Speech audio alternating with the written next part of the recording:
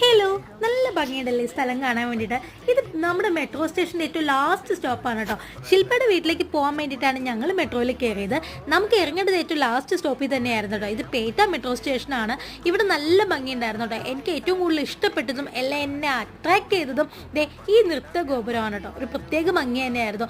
ഭയങ്കര കാമായിട്ടുള്ള മ്യൂസിക്കും ഒക്കെ വെച്ചിട്ട് നല്ലൊരു പ്രത്യേക രസം തന്നെയായിരുന്നു. മിന്നു എന്നോട് ചോദിച്ചു ഇത് ഏത് രാജാവാണ് മമ്മിയെന്ന്. പേരറിയാൻ പാടില്ലാത്ത കാരണം കൊണ്ട് ഞാൻ പിന്നെ ഒന്നും മിണ്ടാൻ നിന്നില്ല. ഇതിൻ്റെ ചരിത്രവും ഭൂമിശാസ്ത്രവും ഒക്കെ അവിടെ എഴുതി വെച്ചിട്ടുണ്ടായിരുന്നു കേട്ടോ. വായിക്കാനുള്ള ടൈമൊന്നും എനിക്ക് ഉണ്ടായിരുന്നില്ല. ഇവിടെ കുറേ കലാരൂപങ്ങളൊക്കെ സെറ്റ് ചെയ്ത് വെച്ചിട്ടുണ്ടായിരുന്നു. ഞാനും മിന്നൂട്ടി അത്യാവശ്യം പോസൊക്കെ ഇട്ട് വീഡിയോസും ഫോട്ടോസൊക്കെ എടുത്തിരുന്നു. എനിക്ക് ഏറ്റവും കൂടുതൽ ഇഷ്ടമുള്ളൊരു കാര്യം ആയതുകൊണ്ട് തന്നെ ഞാനിത് നല്ലോണം നോക്കിയിരിക്കുകയും ചെയ്തു. അമ്മയും ബേബിച്ചിയാണെങ്കിൽ അങ്ങ് നീങ്ങി കേട്ടോ. വലിയ താല്പര്യമൊന്നും ഉണ്ടായിരുന്നില്ല രണ്ടുപേർക്കും.